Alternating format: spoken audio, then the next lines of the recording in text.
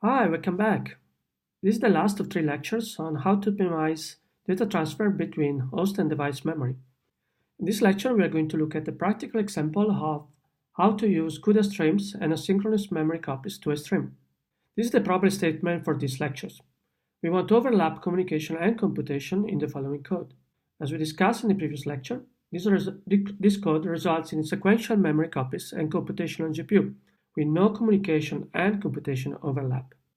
We address this problem by using CUDA streams and asynchronous memory copy. The basic strategy is the following. We break up first the arrays of size n into chunks of stream size elements. The number of non-default streams used here is therefore n stream equal to n divided by stream size. So each stream is taking care only of a smaller part of the array. There are two main approaches to batch operation with the CUDA streams. We're going to look at these two approaches in the next two slides. One approach is the following. We break out our 8 and the underscore array in chunks of stream size elements. We then have a loop iterating over the number of streams that we are using. In each iteration, a stream performs a synchronous memory copy to the underscore a, execute the kernel on GPU, and asynchronous move back the results to a. The second approach is slightly different. We batch similar operation together. We issue all the host-to-device asynchronous transfer first. These are then followed by all the kernel launches on different streams. Finally, we loop over all the streams and perform all the device-to-host transfer. The question is, which approach performs better? As usual, the answer is it depends. The two approaches might perform differently if you are using some of the older GPUs. The performance of the streams on older GPUs might be different because of the difference of the hardware. In fact, CUDA devices contain engines for various tasks. Dependencies between tasks in different engines are maintained. Within any engine, all the external dependencies are lost. Tasks in each engine queue are executed in the order they are issued. Let's look at an example of a GPU with only one copy engine, like the Tesla C1060. For the first asynchronous approach of our code, the order execution in the copy engine is the following.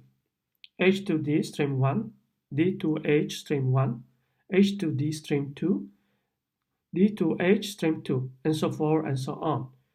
This is why we do not see any speed up when using the first asynchronous approach on this architecture. Tasks are issued to the copy engine in an order that precludes any overlap of kernel execution and data transfer. For approach 2, however, where all the host-to-device transfer are issued before any of the device-to-host transfer, overlap is possible, as indicated by the lower execution time.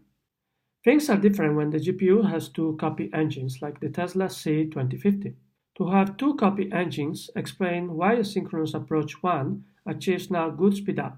The device-to-host transfer of data in stream I does not block the host device transfer of the data in stream I plus 1, as it did on the previous GPU and in the previous slides. This is because there is a separate engine for each copy direction. But what about the performance degradation in the asynchronous approach 2? This is related to the C2050 ability to concurrently run multiple kernels. When multiple kernels are issued back-to-back in different non-default streams, the scheduler tries to enable concurrent execution of this kernel, and as a result, delays a signal that normally occurs after each kernel completion until all the kernels complete. So, while there is overlap between host-to-device transfer and kernel execution in the second approach of asynchronous code, there is no overlap between kernel execution and device-to-host transfer. The difference performance of the two codes might be scary. The good news is that for devices with compute capability 3.5 and later, the hyperqueue feature eliminates the need to tailor the launch order, so either approaches will work with the same performance. So if you're using modern GPU, both approaches will be performant. While you might check the performance of different approaches and number of copy and kernel engine if you are using older GPUs.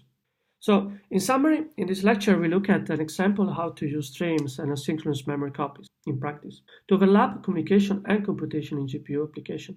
We are done with this lecture and talk to you soon.